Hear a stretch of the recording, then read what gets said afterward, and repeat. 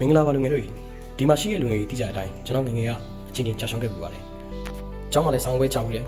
KSC မှာအလုပ်လျှောက်တော့လည်းအပေခံရတယ်။ Harvard တက္ကသိုလ်ကိုစိတ်ချင်းတန်တန်လျှောက်ခဲ့ရမယ်။ငင်းခံခဲ့ရတယ်။ဒါပေမဲ့ဒီနေ့မှာကျွန်တော်ဘာလို့ဒီနေရာကိုရောက်နေတယ်လဲ။အကြောင်းရင်းကတော့ကျွန်တော်နေတိုင်းဟာ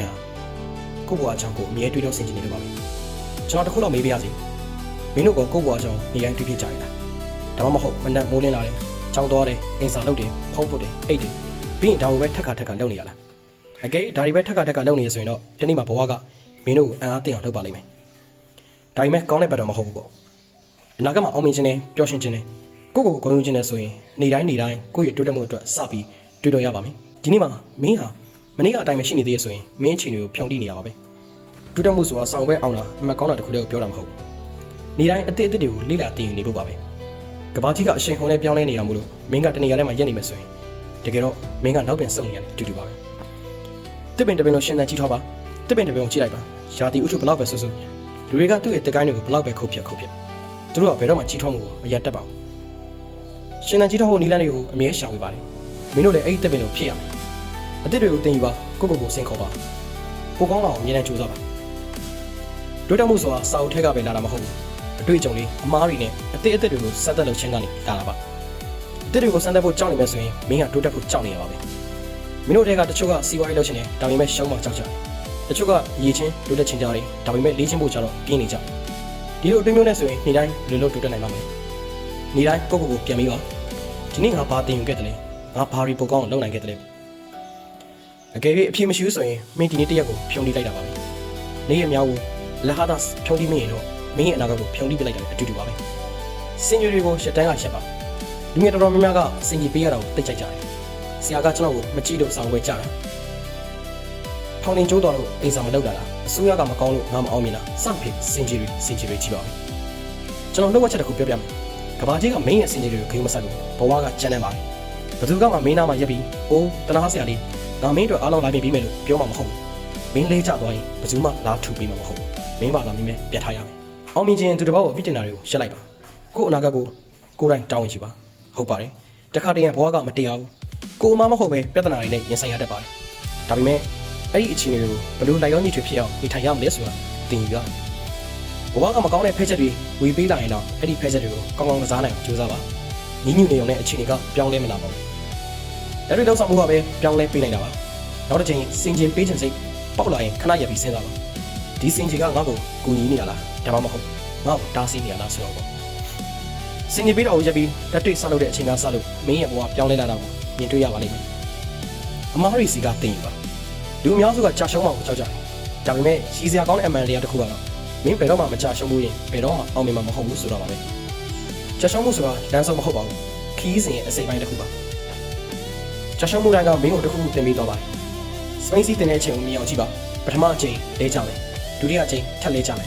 တတိယအချိန်လည်းလဲကြပါမယ်ဒါပေမဲ့၅ချိန်မြောက်လောက်မှာတော့မင်းဟန်ချက်ထိန်းတက်လာပြီးမချခင်မှာပဲကျွမ်းကျင်စွာစီးနေဘဝကလည်းဒီတိုင်းပါပဲမင်းကရှိလို့လိုက်ရင်ကြာရှုံးခြင်းကိုလုပ်ရမယ်နောက်တစ်ခါတစ်ခုခုမှကြာရှုံးရင်စိတ်မပြတ်နဲ့ပြုံးလိုက်ပြီးကောင်းပြီငါတစ်ခုခုတင်ယူလိုက်သလားဆိုပြီးတော့မေးရမယ်ဘာဖြစ်လို့လဲဆိုတော့မင်းအမြဲတမ်းတင်ယူနေမယ်ဆိုရင်တနေ့မှမလွဲမအေကန်အောင်မြင်မှာမလို့ပဲပတ်စံထက်တန်ဖိုးရှိသူဖြစ်အောင်လုပ်ပါလူများစုကပတ်စံချမ်းသာဖို့ပဲအိမ်မက်ကြတယ်ဒါပေမဲ့မင်းကဘာမှအသုံးမကျရလို့ဖြစ်နေပတ်စံဆိုတာတိတ်ပြင်းစရာကောင်းပါတယ်အောင်မြင်မှုဆိုတာမင်းမပတ်စံဘယ်လောက်ရှိသလဲဆိုတာထက်မင်းဘယ်လောက်တန်ဖိုးရှိသလဲဆိုတဲ့ပုံမှန်မှုတည်အောင်မြင်ခြင်းအသုံးဝင်တဲ့သူဖြစ်အောင်အာရုံစိုက်ပါပြဿနာတွေကိုဖြေရှင်းပြီးပါလူတွေကိုကူညီပါကဘာကြီးကိုပုံမကောင်းမှုစီမဲ့အရာတစ်ခုခုကိုဖန်တီးပါ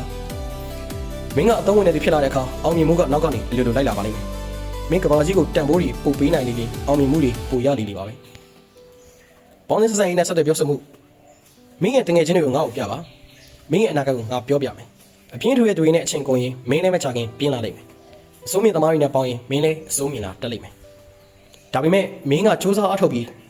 တော်ရုံတင်မကအကောင်းမြင်တဲ့သူတွေနဲ့ဝင်းရနေမယ်ဆိုရင်မင်းလည်းသူတို့လိုဖြစ်လာလိမ့်မယ်ကိုကိုလမ်းပြပေးမဲ့သူတွေဆရာတွေကိုရှာဖွေပါကိုကိုပုံကောင်းလာအောင်စင်ခေါ်မဲ့သူတွေကိုရှာဖွေပါဘာဖြစ်လို့လဲဆိုတော့နောက်ဆုံးကမင်းဟာမင်းချိန်အများဆုံးကိုဆုံးရတဲ့သူတွေနဲ့တူတော့မှမလို့ပါပဲအပေါင်းအသင်းကိုတည်တည်ချာချာရွေးချယ်ပါမင်းဟာကမ္ဘာပေါ်မှာအတော်ဆုံးလူဖြစ်နေပါစေတော့ဆက်သွယ်ပြောဆိုမှုမလုပ်တတ်ဘူးဆိုရင်မင်းရဲ့ပါရမီကအလကားပါပဲလူငယ်တွေကဆက်သွယ်ပြောဆိုရဲဆိုတာစကားပြောတာလို့ပဲထင်ကြတယ်မဟုတ်ပါဘူး ဆက်သွယ်ပြောဆိုရဲဆိုတာလူတွေနားလည်အောင်လုပ်နိုင်ခြင်းပဲဖြစ်ပါတယ်တစ်ဖက်လူကိုနားထောင်ပြီးခြင်းရှင်းရှင်းလင်းလင်းပြောဆိုခြင်းနဲ့မိမိရဲ့စိတ်ကူးကိုထုတ်ဖော်ပြသခြင်းတွေကိုဆိုလိုတာပါမင်းကခေါင်းဆောင်တစ်ယောက်စီးပွားရေးသမားတစ်ယောက်ဒါမှမဟုတ်အလေးမဲ့ထားခင်ရတဲ့သူတစ်ယောက်ဖြစ်ရှင်နေဆိုရင်ဆက်သွယ်ပြောဆိုမှုအတတ်ပညာကိုသင်ယူပါစာအုပ်ဖတ်ပါလူပုံလေးပါစကားပြောတာကိုလေ့ကျင့်ပါပြီးတော့နားထောင်တတ်အောင်သင်ယူပါထက်မြက်စွာအလုပ်လုပ်ပါစူးစမ်းထုတ်တာကောင်းပါလေဒါပေမဲ့မစင်စားမစင်ခြင်းပဲစူးစမ်းနေရင်အချင်းကုန်တာပဲအဖက်တင်နေမယ်ဥပမာလူနှစ်ယောက်တက်ပင်ခုတ်ကိုပြင်ဆင်ကြတယ်ဆိုပါပထမလူကပစိန်ကိုယူပြီးချက်ချင်းထုခုတ်တော့ပဲဒုတိယလူကတော့မိနစ်30လောက်အချိန်ပေးပြီးပစိန်ကိုအရင်တွေးတယ်ပြီးမှစကုတ်ဘယ်သူအရင်ပြီးမလဲသိကြတာပေါ့ဒုတိယလူပဲဖြစ်ပါလိမ့်မယ်ဘာလို့လဲဆိုတော့သူကအုံနောက်သုံးပြီးထက်မြက်စွာအလုပ်လုပ်လို့အချိန်ကိုတက်တာသွားတာပါကျိုးဆောင်နေမလုံတော့ပါဘူးတွေးတောတတ်ဖို့အစီအစဉ်ဆွဲဖို့နဲ့အဟာဖြူကချတတ်ဖို့လည်းလိုအပ်ပါတယ်ဝေကြီးနဲ့ကျမ်းပါလူငယ်တော်တော်များကနောက်ကျမှပတ်စံကြောင်းစဉ်းစားကြတယ်ငါပတ်စံအများကြီးရမှစုမယ်စသဖြင့်ပြောတတ်ကြပြီမယ်တတိထားမိတဲ့အချိန်မှာတော့သူတို့လက်ပလာဖြစ်နေကြတယ်ဒီနေ့ကစပြီးပမာဏအနည်းငယ်ပဲဖြစ်ဖြစ်စတင်စုဆောင်းမယ်ဆိုရင်နောက်10နှစ်မှာကြီးမားတဲ့အရာတစ်ခုခုဖြစ်လာပါလိမ့်မယ်မလိုအပ်တဲ့အရာတွေပေါ်မှာပတ်စံမဖြုံးပါနဲ့ကြီးနီးမောင်ရမှုတွေကိုလေ့လာပါပတ်စံရဲ့သဘောတရားကိုနားလည်အောင်လုပ်ပြီးငွေချေးကိစ္စတွေမှာထပ်မြက်ပါစေစောကြီးကလေးကငွေစုတဲ့သူဟာအနာဂတ်မှာအခွင့်အလမ်းတွေပိုရစနေပါပဲကျမကြီးကအသက်ကြီးတဲ့သူတွေအတွက်ပဲလို့လူငယ်တွေထင်ကြတယ်ဒါပေမဲ့မင်းရဲ့ခန္ဓာကိုယ်ကအခုကလေးကဂရုမစိုက်ရင်အနာဂတ်မှာမင်းရဲ့ခန္ဓာကိုယ်ကမင်းကိုပြန်ပြီးဒုက္ခပေးပါမယ်ကောင်းကောင်းစားပါအားကစားလုပ်ပါအိမ်ရောဝအိပ်ပါဘယ်လိုပဲဖြစ်စေမယ့်အရာတွေကိုခန္ဓာကိုယ်ထဲမှာထည့်ပါနဲ့ကျမရဲ့ခန္ဓာကိုယ်ကမင်းရဲ့အိမ်မက်တွေကိုအကောင့်ထဲပေါ်ဖို့စွမ်းရည်နဲ့ရောင်ချမှုကိုပေးစွမ်းနိုင်ပါတယ်မင်းကဖျားနာပြီးမခံစားနိုင်ရင်ချမ်းသာနေတဲ့လက်ကားပါကျမချင်းစီသားအစစ်မှန်ဒနာဥစ္စာဖြစ်ပါတယ်မင်းရဲ့အိမ်မက်တွေကိုယုံကြည်ပါကျွန်တော်ငယ်ကကုမ္ပဏီအကြီးကြီးတစ်ခုထောင်ဖို့အိမ်မက်မှတ်ခဲ့တယ်အဲ့ဒီအချိန်တုန်းကလူတွေဘာပြောခဲ့လဲသိလားကျမမင်းယူနေတာလားမင်းကစင်းရတဲ့အင်္ဂလိပ်စာပြဆရာတယောက်ပဲအကြိမ်ကျွန်တော်ကသူတို့ရဲ့စကားကိုနားထောင်ခဲ့ရင်ဒီနေ့မှာကျွန်တော်စင်းရနေတော့မှဖြစ်မှာပါဒါပေမဲ့ကျွန်တော်နားမထောင်ခဲ့ပါဘူးကျွန်တော်အိမ်မက်ကိုကျွန်တော်ယုံကြည်ပြီးအဲ့ဒီအတွက်ကြိုးစားခဲ့တယ်